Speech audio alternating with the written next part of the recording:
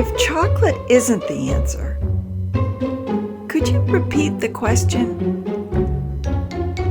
Hello, I'm Pat Coakley, and welcome to PODSNACKS Art of the Diet, the weekly podcast that each week tries to ask the right question about how to maintain a significant weight loss. You can access all the episodes on www.artofthediet.com.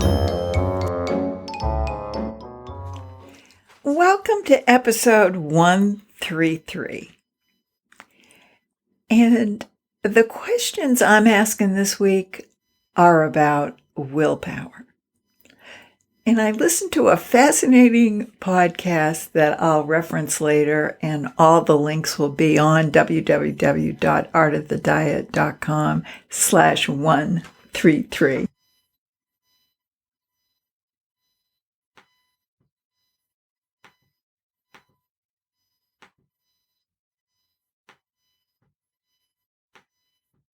Just do it. And I don't even think there's an exclamation point.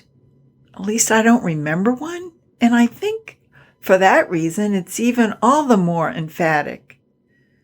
Just do it. Yeah, okay. I've had moments in my life when I've, lived up to that. Just stringing those moments together have been the challenge. And then we have a quote from Shakespeare, which, as you know, I'm a flower photographer, so I love this quote.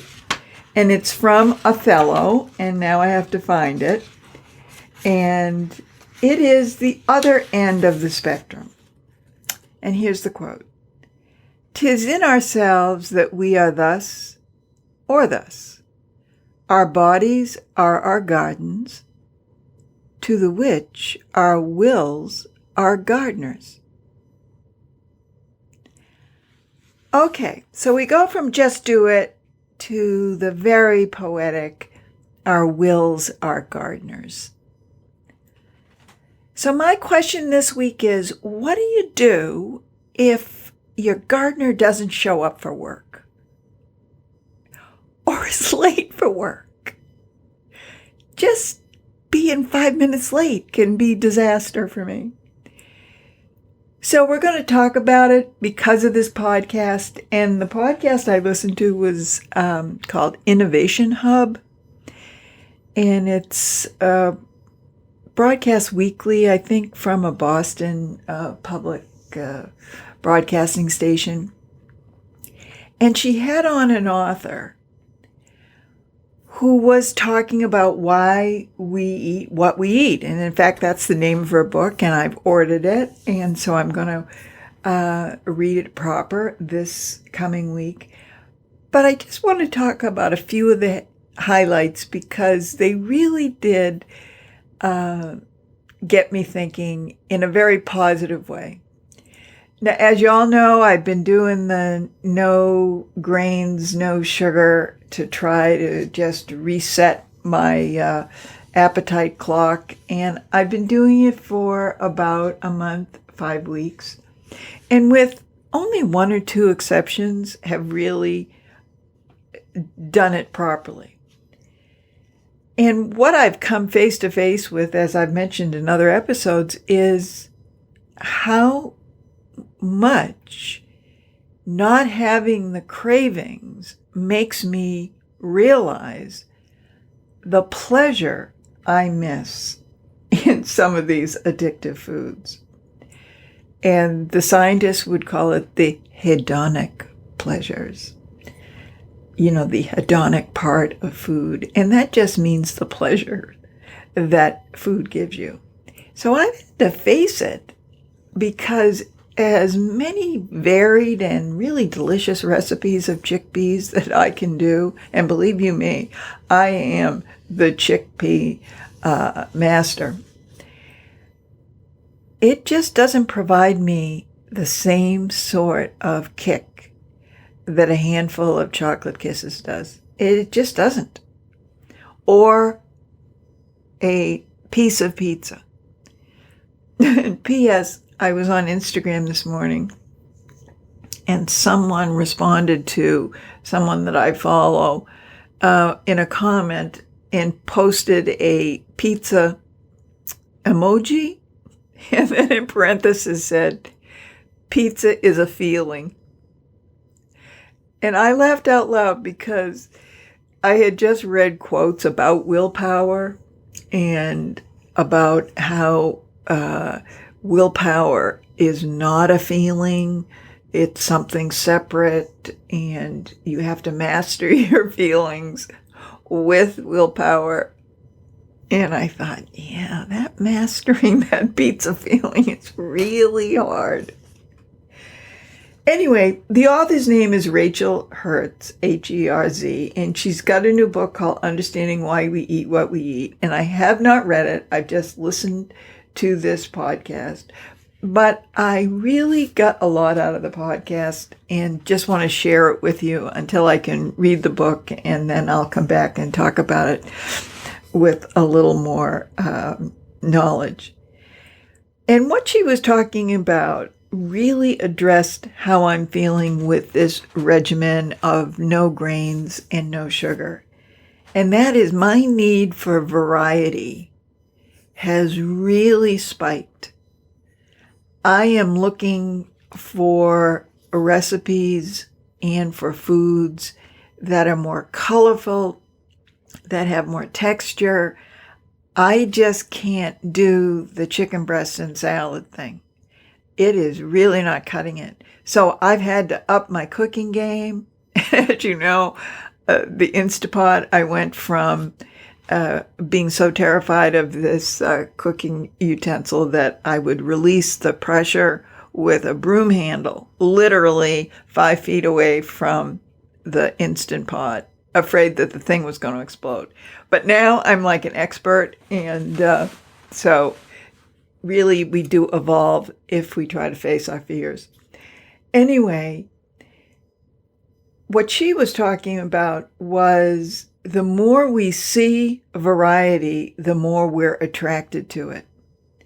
And that's why, to me, cooking and cooking a variety of meals has really increased, because food gets boring to me without sugar, without grains.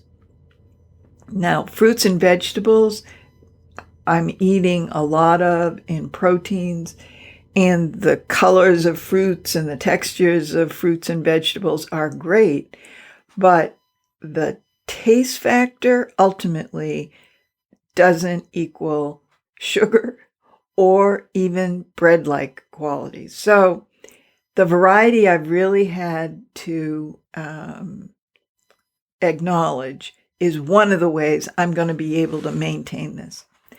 And she was talking about a study that I guess is fairly well known and not a new one, where people were offered jelly beans, and they were offered a bowl of mixed color jelly beans as well as bowls of single color jelly beans. And the experiment was that each individual participant was offered one of these bowls, and the results suggest that the ones who were offered the variety of mixed jelly beans ate more of them. In other words, attracted to variety. And I thought, isn't that interesting? I guess I would have thought that, like, I sort of have favorite jelly beans, like orange ones. I would have thought I would have eaten more of the orange, but apparently not so, with some studies that people really are drawn to variety and eat more of it. And they even have a fancy name for it, sensory specific satiety. Oh my God. Really? Sensory specific satiety.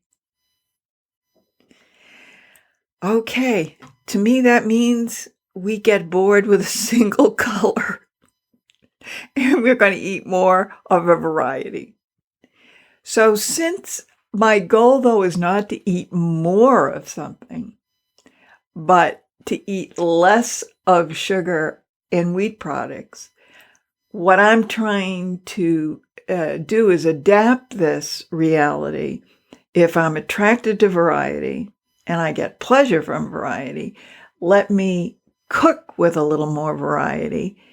And so at least I'll have that hedonic pleasure of the food.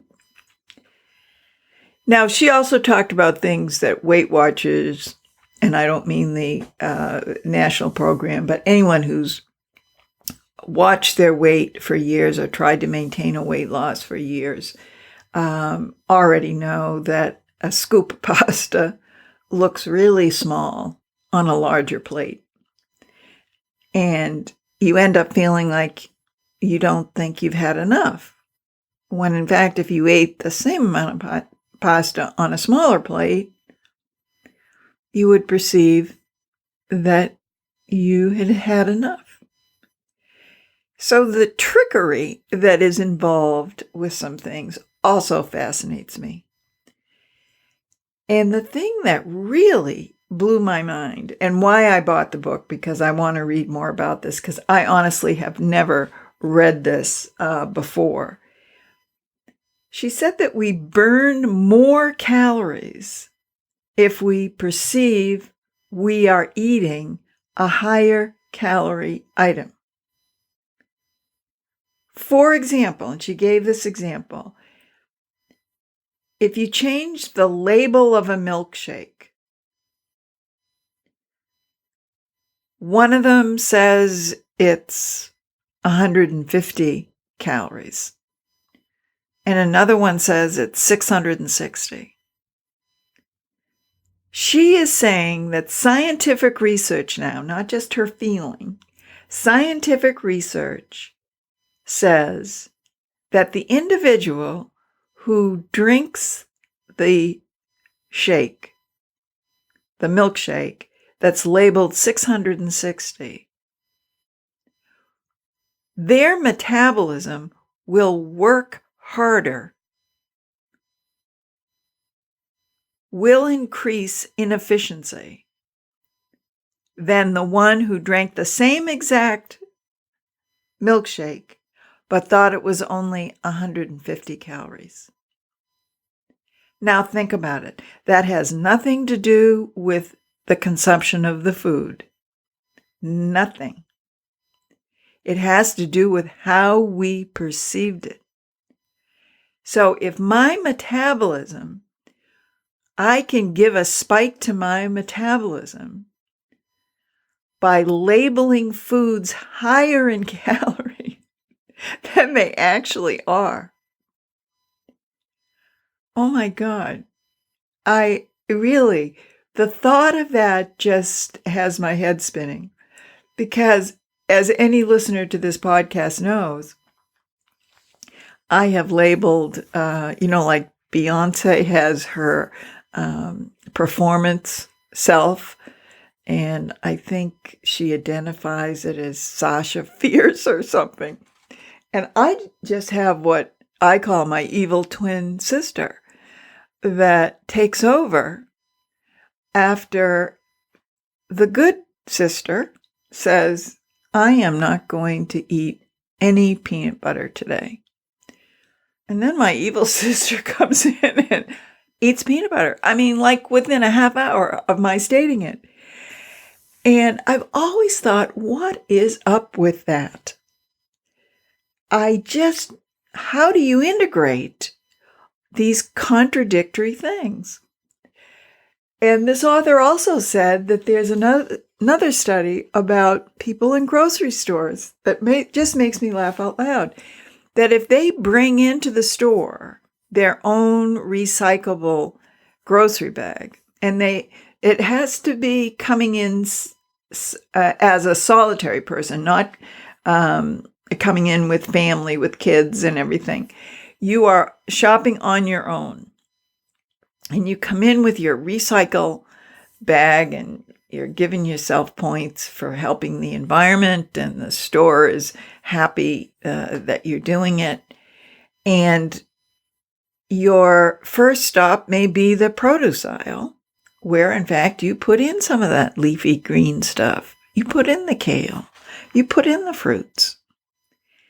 And apparently there's studies where people who bring their recyclable bags in, and in fact buy those organic foods, also put more yodels in their grocery bag or snack foods, whatever, than the person who's just using the grocery bag, the brown one or the plastic one. Now, this is where I laugh out loud, because I totally understand this part of my human nature. In other words, giving myself a pat on the back for being such a good person, for helping, doing something. But then feeling I need a reward for it. And unfortunately, throughout my life, food has been used as the reward system, as the entertainment center, as my friend Liz would say. But apparently, they're really serious people with white coats and PhDs have studied people who bring to the grocery store their own recycle bags. So now, of course, I'm going to the store today, and as soon as I see one of those recycle bags, I'm going to follow that person around the store and see if they get to the chip section and do any damage and have to, bruise the kale with the boxes of crackers or chips that are going on top of it. So the reason I'm loving this, honestly, is that it does highlight to me the connection between the brain and our appetite and what we perceive as our appetite. And that, yes, we can eat a balanced diet. And yes, as we all have done, usually in my audience, all of us have lost significant amounts of weight in our life. I'm maintaining a 60-pound weight loss for the 9th year now. And we all know that it's not usual that someone maintains a weight loss for 9 years. And so I honestly, this is why I started the Art of the Diet in the first place 2.5 years ago, to say to myself, why am I able to maintain this weight loss this time and not the multiple other times? And I must say that one of the biggest revelations to me came from the scientific studies that basically said that once you've dieted down to a certain weight, that doesn't mean your 140-pound body is going to need the same amount of calories as someone who's naturally 140 pounds. That the dieted down body, and particularly if you have a history of the roller coaster, you simply are going to have to work harder, move more, and eat less. And that has been a sobering reality to me, but also I think a reason why so many, like in the 90% range, regain lost weight. Because it's not simply a game of calories in and calories out. If our bodies,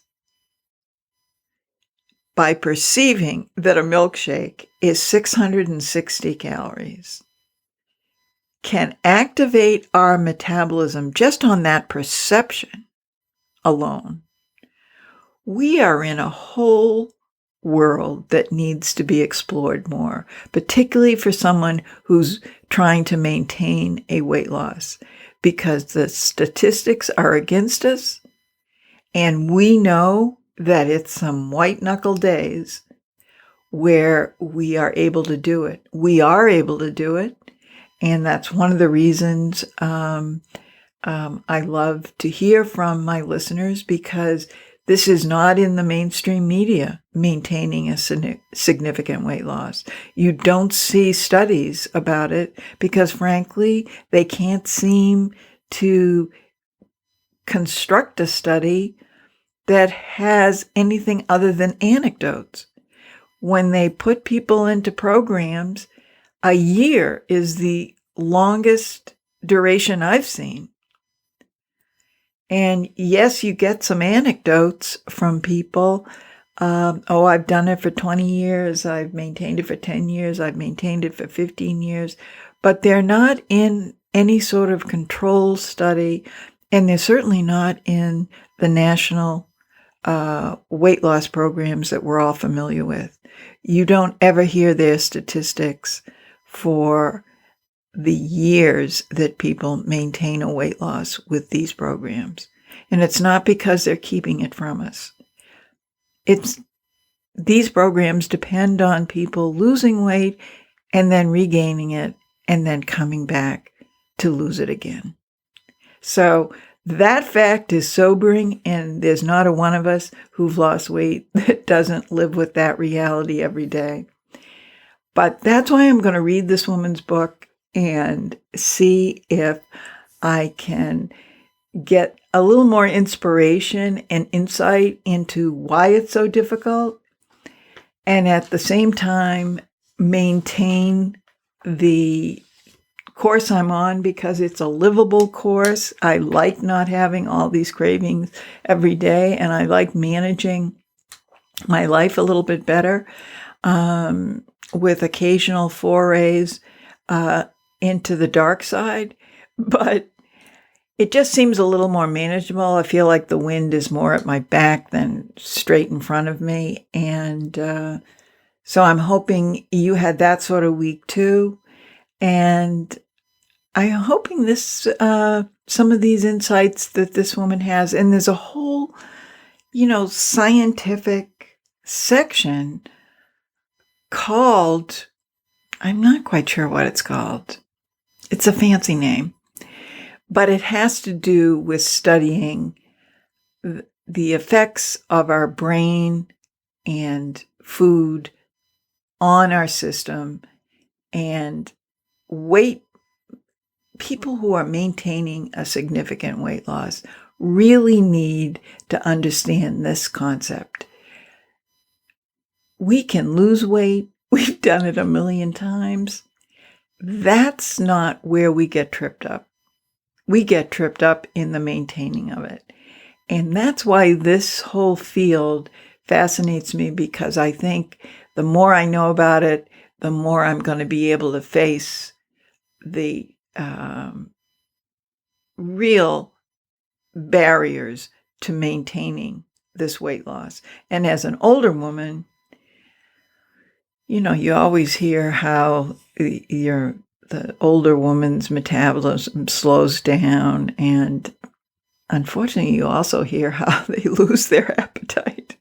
I have not gotten to that stage yet, but I am thinking about getting some labels and putting them on arugula and saying that it's 660 calories if I have an arugula salad, because maybe my metabolism will spike as if it was a caramel sundae.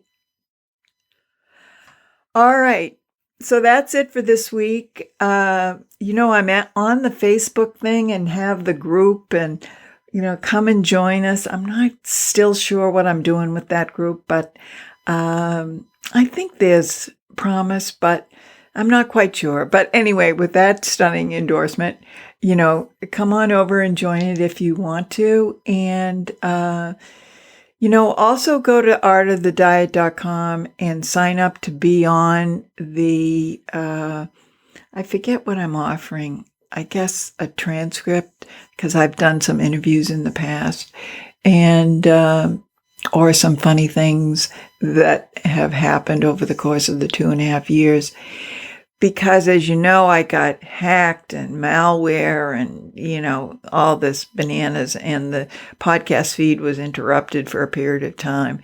So as long as I have your names on an email list, I'll be able to direct you to each episode, even if those darn Russians are hacking my account. I'm just not going to say anything about you-know-who this week. All right. Over and out, as my father used to say on his ham radio. See you next week.